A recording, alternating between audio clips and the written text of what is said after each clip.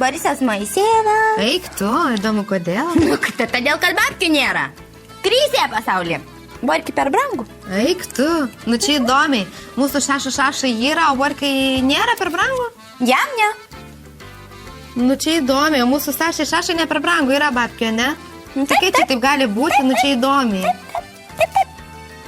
Todėl, kad borkai, taigi reikia, supranti, ir baletą aprengt, ir bekus aprengt, ir pačiam apsirengt, ir skosnę pasidaryt, ir dar ir pedikiūrą, ir manikiūrą, ir viską šventinį reikia pasidaryti, tai susitai, kiek babkių reikia. O Saškai, tai kas? Supranti, jam tik tai skrybelę atsinaujinti ir viskas.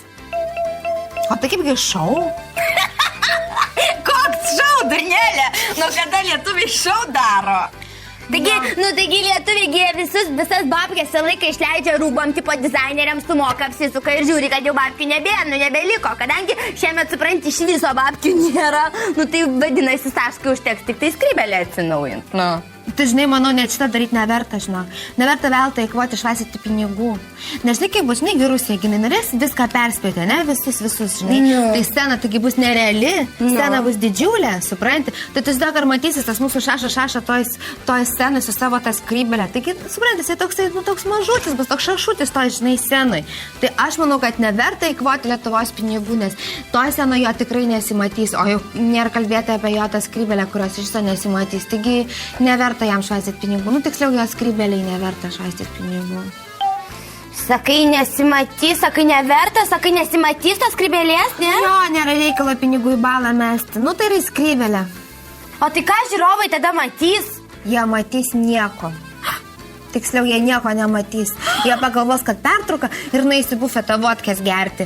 Bėdni Saša! Taip, pasilakstys taršą sceną ir nieko nesimatys. Taip, kad manau, kad geriausiai gali ir su tą pačią skrybelę varyti. Nėra ten ko švaistytų pinigų. Nes, žinai, šapkos nevydimkos giniai pirks vis tiek iš pasako, žinai. Taip, nereikėsim jos ten. Taip, jau ten, žinai, toks šašas. Nu, nes tavo, tu man biškai, žinok, neįtėma tokį vieną svarbų dalyką. Alio, susikau biškai, labai norim taip pakalbėti, susidūrų su viena tokia problema. Dabar visur populiarinamas, eskaluojamas, akcentuojamas toksai Provanso stilius. Tipo, labai čia dabar gražu ir madinga. Tipo, nu ten Provanso stilius interjeras, triseta koja, ten ir visai kitin. Kas čia yra, aš nesuprantu. Kas yra Provanso stilius? Nu. Provanso stilius reiškia vėl semantinį kodą žiūrim žemogėlę, tai reiškia provinciškas, supranti? Taip. O provinciškas tai reiškia kaimų kaimas, glūduma. Ar tau nudu, o kas tai yra kaimų kaimas? Tai yra kas raukinukai, supranti, įvairūs, visokie ten, supranti, fragmentai augalinių motyvų. Ir visokie, supranti, servetėlės, vakytės ir nesąmonė šitą. Nu, tau reikia šito. Tu susimastyk, reikia tau šito močiutės sviesto kaime. Tau čia gyvenimui spalvų suteiks. Čia yra bullshit, aš tau pasakysiu. Ir žinai ką, aš mačiau visai nesiniai tokia labai čiotką, supranti, tokia rūžama, blizgančia liūstrą, aš tau galiu pasakyti, kur, žinok, ir aš taip duodu dabar nuolaidas. Bet tai ne provansiška? Nu,